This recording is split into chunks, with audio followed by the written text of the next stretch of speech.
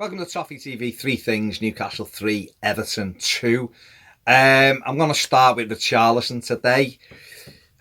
Scored his 11th goal of the season, which is fine. He's done well in that aspect. He really has, and we've needed his goals this season. And apparently, it's the first time since 1986 that more than one player has got into double figures, which in itself is a shocking record, really. But him and Gylfi Sigurdsson have obviously scored the bulk of our goals this season.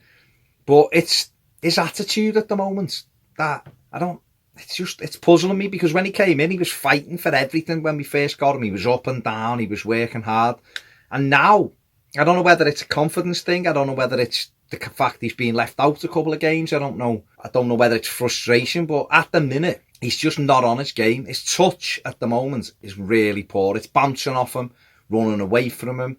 He's under hitting passes, he's just looking like, not really bothered. And I'm not saying he isn't, because he generally does, try to put the graft in, but something's just amiss with him at the minute. And I think it might be tiredness. He's a young lad, but he's got to get his head on the game. He's really got to get back to what he was doing really well in the first half of the season, which is pressing, working hard for the team, taking care with the ball. He just wasn't taking any care with the ball today, and there was an opportunity when we were 2-1 up to go in on goal and possibly make it 3-1 and win the game for Everton. And his first touch bounced off his shin and allowed the defender to clear it up.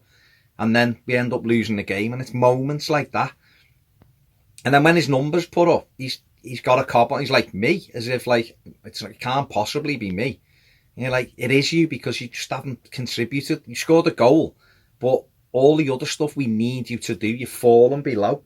And I don't know, I think he just needs to pick himself back up. Secondly, our three centre-backs. I'm affording some blame to Mina, because he come on at 2-1 and we lose the game.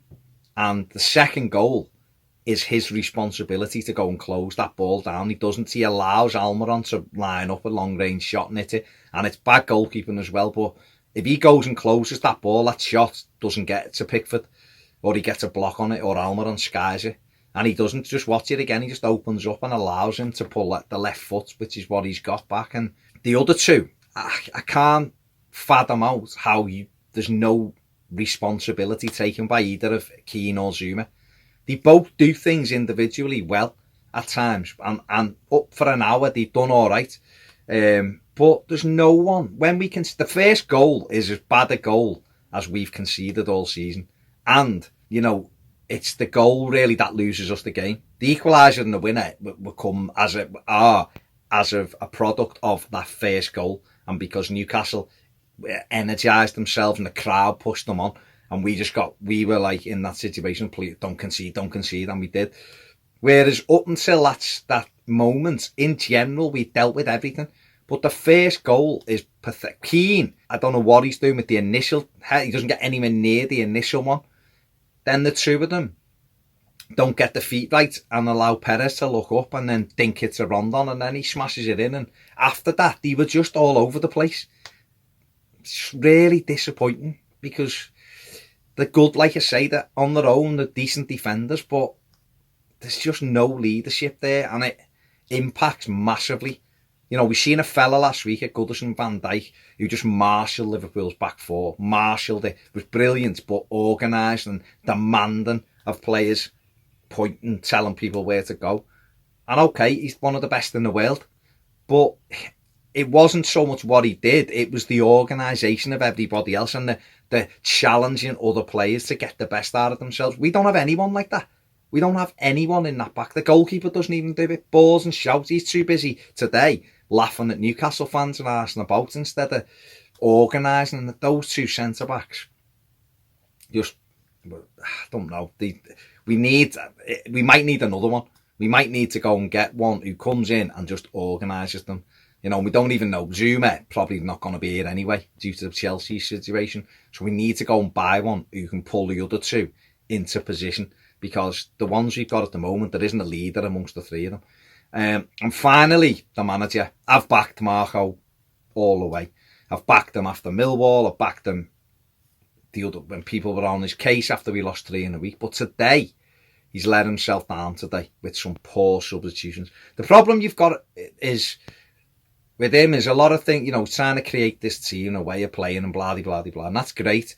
But if you can't see what the problems are on the pitch in a game, you're always going to undo yourself. John Joe Kenny was getting worse and worse and worse, and it was only a matter of time before we conceded the goal.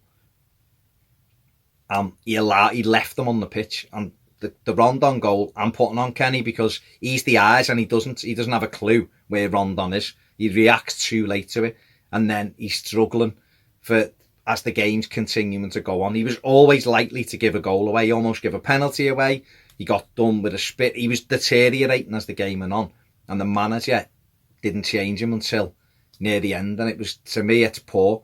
Then there's no organisation. He put Mina into a 3. No one seems to have a clue where they are.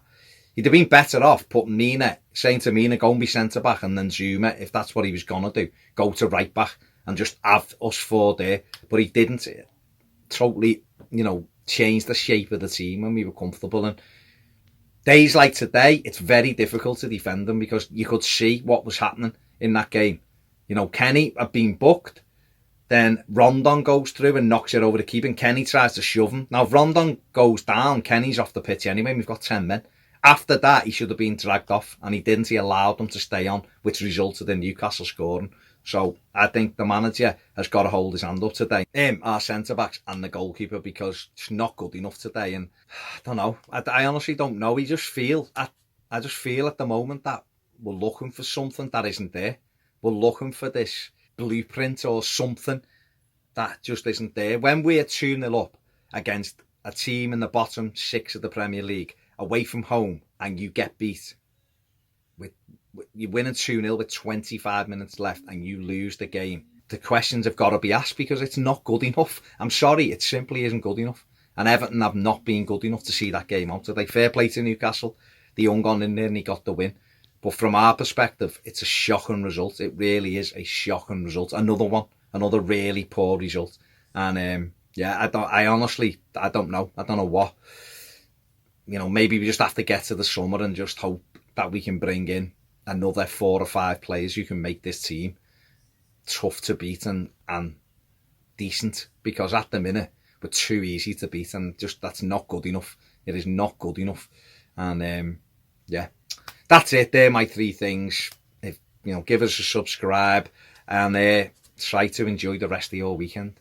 See you later.